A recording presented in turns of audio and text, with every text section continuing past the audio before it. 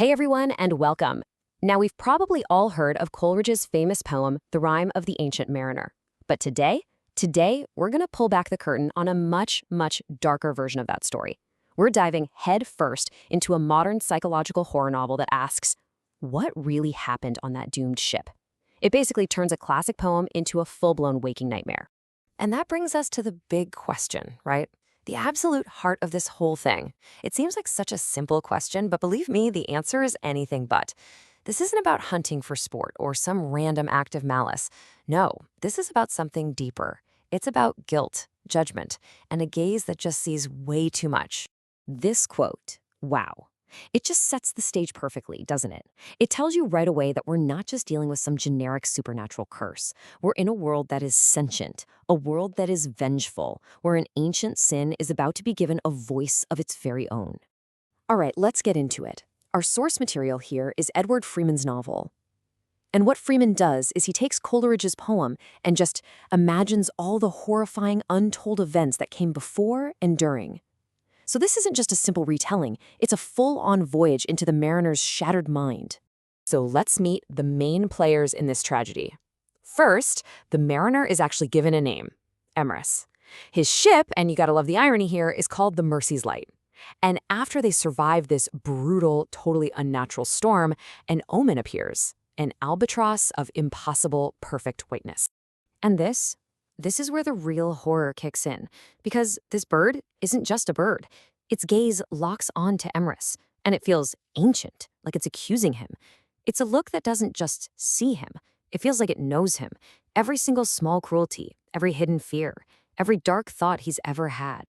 Which, of course, brings us to the moment. The one act that will not only damn a man, but will literally tear a hole in the fabric of reality itself. See, and this is so crucial. Emrys doesn't kill the albatross out of anger or spite. He kills it because he absolutely cannot stand being seen so completely. He feels this desperate need to just extinguish that all-knowing gaze, to finally silence the judgment that he feels burning in its eyes. And the act itself is described so clinically. It's not a moment of passion. It's cold. It's deliberate. It's almost like a ritual. Just a simple, clean sequence of actions that will end up having universe-altering consequences. The shift, the change, is immediate. You can feel it. The second the albatross dies, it's like the entire world just holds its breath. The wind vanishes. The gulls go silent. A deep, profound, and totally unnatural silence falls over the entire ship. A fundamental rule of the universe has just been broken. The price for breaking that rule is paid almost instantly. The curse takes hold, and the voyage transforms into this slow, agonizing, and terrifying descent. I mean, just look at how stark that changes. One moment, you've got life, you have laughter, you have wind, dancing water, and the next, nothing.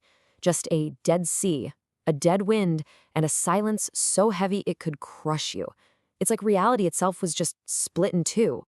The ship's captain, a man named Elric, he gets it immediately. He understands this wasn't just killing some bird.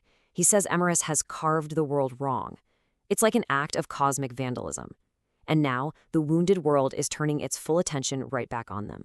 And oh boy, does the world notice. The punishment is swift and terrible. Emrys is forced to wear the corpse of the albatross, the literal symbol of his sin. The ocean turns foul, poisonous. The sun just hangs there in the sky like a single, staring, indifferent eye. And the curse, it's not just external. It starts to seep into the minds of the crew, into the very timbers of the ship itself. Okay, so this is where the novel takes a truly terrifying turn.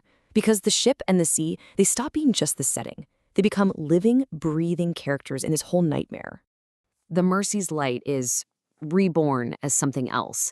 It's not a ship anymore. It's a floating tomb, a mausoleum adrift. The book calls it a living carcass. The language is so visceral, it turns this inanimate object into something grotesque, something hideously alive. And then there's this. The ship starts making sounds that it shouldn't.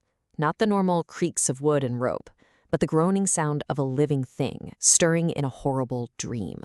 It gives you the chilling feeling that they are no longer on a ship, but inside something. The way the crew dies is just so creepy.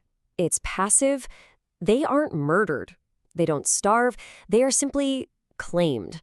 One by one, they just collapse, totally hollowed out by the crushing silence and the living presence of the curse, almost like they're being absorbed by the ship and the sea. This line from one of Emrys's nightmares just perfectly captures the whole thing. He isn't just a sinner anymore. He is the literal physical wound in the world.